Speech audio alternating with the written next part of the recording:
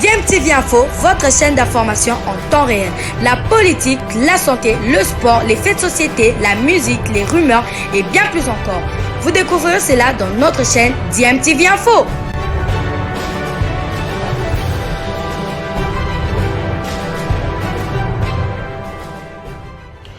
Vous êtes sur DMTV, bonjour ou bonsoir, tout dépend de l'heure à laquelle vous nous suivez. Tout plaisir est pour nous de vous retrouver, mais surtout de savoir que vous êtes nombreux en train de suivre votre chaîne YouTube DMTV. DMTV qui vous propose l'actualité, vous propose également des analyses et des réflexions sur des sujets d'actualité, sur des faits sociaux, tout simplement sur des réalités que nous observons ici chez nous en République démocratique du Congo. Time is up, c'est l'heure de notre tour d'horizon, un tour d'horizon qui nous permet d'échanger avec vous sur l'actualité concernant certains de nos internationaux. Et pour le numéro d'aujourd'hui, cette actualité nous emmène en France. Olympique lyonnais, Olympique de Marseille, un match comptant pour la suite du championnat français de Ligue 1. L'absence de Bakambu a inquiété beaucoup de Congolais qui espéraient voir leur Bakagol enchaîner les matchs après avoir signé avec le club phocéen. Beaucoup ont même pensé que l'international congolais était indisponible pour cause de blessures. Mais non, si Bakambu ne s'est pas retrouvé sur la feuille du match, c'est tout simplement parce qu'il ne pouvait pas jouer ce match, car étant un match remis, un match en retard que jouaient les deux formations. Cédric Bakambu va bien, on le verra certainement lors de la prochaine journée. En attendant, Marseille a été battu 2-1 par l'Olympique lyonnais. Pourtant, ce sont les phocéens qui ouvraient la marque dès la 16e minute par Guendouzi, celui-là même qui avait donné cet assist à Cédric Bakambu pour son tout premier but en Ligue 1 avec l'Olympique de Marseille. Alors Marseille avait ouvert le score dès la 10e minute, avec Matteo Guendouzi sur une passe de Dimitri Payet. Et la première mi-temps s'était soldée sur ce score à l'avantage de l'Olympique de Marseille. Mais en seconde période, l'Olympique lyonnais va pousser jusqu'à obtenir l'égalisation à la 76e minute par Shaqiri avant de corser l'addition par Moussa Dembélé sur une passe décisive du même Shaqiri, auteur du premier but lyonnais, et qui va donc donner la victoire à Lyon à la 89e minute. Voilà donc Marseille qui s'incline sur le score de 2-1, mais qui campe quand même tout de même à la 3e position avec 40 points. Marseille a manqué l'occasion de passer devant l'OGC Nice, tombeur du Paris Saint-Germain en Coupe de France. Le Paris Saint-Germain qui reste premier avec 53 points après 22 journées, 16 matchs gagnés, 5 nuls et une défaite, alors que Nice qui est deuxième avec 42 points à 13 victoires, 4 défaites et 5 nuls avec 22 journées. Marseille, 22 journées, 11 victoires, 7 nuls et 4 défaites à donc 40 points. L'Olympique lyonnais monte à la 7e position après 22 matchs, 9 matchs gagnés, 8 nuls, 5 matchs perdus, 34 points. Voilà donc ce match que Cédric Bakambu, l'international congolais, a manqué, non pas parce qu'il était blessé, mais tout simplement parce qu'il s'était agi d'un match qui avait été reporté, un match remis. Alors au moment où ce match devait se jouer, Cédric Bakambu n'était pas encore joueur de l'Olympique de Marseille. Poursuivons ce tour d'horizon. Cette fois-ci, nous allons du côté de la Suisse pour avoir des nouvelles d'Elia Meshak. Vous le savez, il s'était blessé lors de l'échauffement de son équipe en match comptant pour le championnat suisse de première division. Maintenant, on en sait un peu plus sur la durée de son indisponibilité. Nous en parlons après cette courte pause. La durée de l'indisponibilité de Elia Meshak est connue. Blessé au ligament de la cheville à l'échauffement le samedi 29 janvier dernier lors du match de la 19e journée du championnat suisse de première division face à Lugano, match du reste remporté par ses coéquipiers sur le score de 1-0. L'attaquant international congolais Elia Meshak est désormais fixé sur la durée de son indisponibilité. En effet, il sera absent des terrains durant un mois, comme l'a confirmé son son club, le Young Boys de Berne, sur les réseaux sociaux. C'est une très mauvaise nouvelle pour l'attaquant international congolais qui se voit bien freiné dans son élan de l'entame de cette saison. Comme la saison dernière, Meshak Elie a fait partie des éléments clés de son équipe.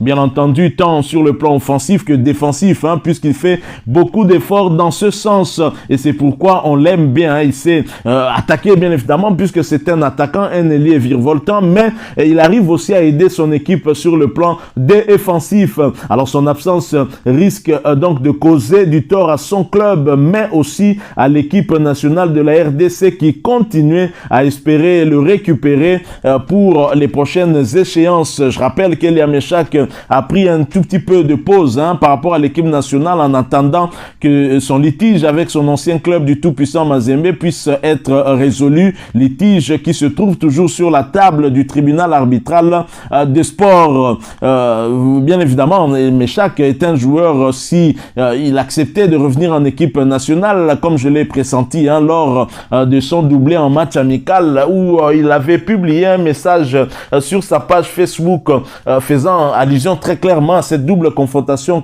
entre la RDC et le Maroc dans le cadre des barrages de la Coupe du Monde Qatar 2022. On a bien senti qu'Elia Meshak avait des envies d'un retour en équipe nationale, et c'est un joueur qui peut être très important dans les dispositifs tactiques du technicien argentin très expérimenté Hector Raúl Cooper.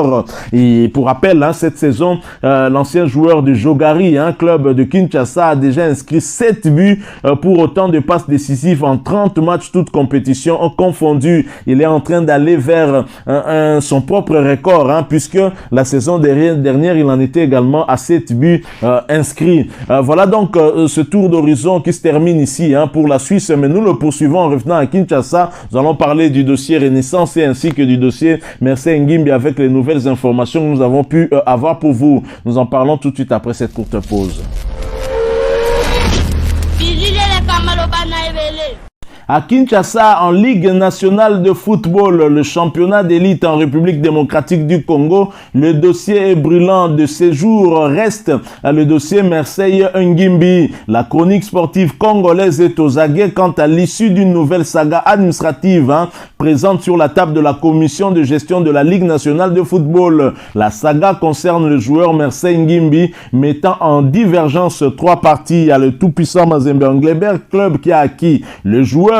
Il y a l'ASV Club qui prétend être toujours sous contrat avec le joueur, et il y a l'AS Maniema à Union Club qui a transféré le joueur au tout-puissant Mazembe Englebert, et chacun de ces clubs donne leurs moyens de défense auprès de l'organisateur du championnat. Cependant, sur les documents du premier contrat signé par Mercedes Ngimbi avec l'ASV Club en provenance du centre Oujana, le joueur est affilié au sein de l'ASV Club à titre permanent. Mais en cas de sollicitation pour un transfert, la négociation et la conclusion se feront exclusivement par l'opératrice sportive Esther Kumba ou son délégué dûment mandaté Liton. Le document qu'on appelle protocole d'accord précise que les dirigeants de l'SV Club seront invités à signer les documents ad hoc à remettre au club bénéficiaire pour les modalités financières dans le cadre du transfert de Mercedes Ngimbi vers un autre club. La répartition du net après déduction se fera de la manière suivante. 70% pour l'opératrice sportive et 30% pour l'ASV Club, indique ce document qui clarifie un point capital. Tout différent résultant de l'inexécution ou l'interprétation du contrat sera d'abord réglé à l'amiable avant d'être soumis aux instances compétentes en cas de persistance de désaccord. Ce protocole d'accord date de mai 2017, coïncidant avec la signature de contrat de Mercedes Ngimbi à l'ASV Club. L'arrangement à l'amiable est la voie de sortie de ce conflit qui tient le monde sportif congolais en haleine, parce que ce conflit pourrait également avoir des conséquences sur le classement de la Linafoot. Rappelez-vous, la saison dernière, le cas Matuta Lazao qui a eu des conséquences sur le classement et qui a permis au tout-puissant Mazembe Englebert de passer devant l'ASV Club, alors que le litige opposait l'ASV Club à Don Bosco, et l'ASV Club qui est allé au tribunal arbitral du sport a eu gain de cause et devrait recouvrer en tout cas son titre remis au tout-puissant Mazembe, mais jusqu'à ce jour, le club n'est jamais rentré en possession de ce titre-là. Donc voilà les conflits entre les deux clubs qui peut toujours avoir des conséquences sur la Linafoot et son classement. Poursuivons toujours les dossiers en Ligue nationale de football où le stade des Martyrs pourrait être fermé pour la renaissance du Congo et pour cause.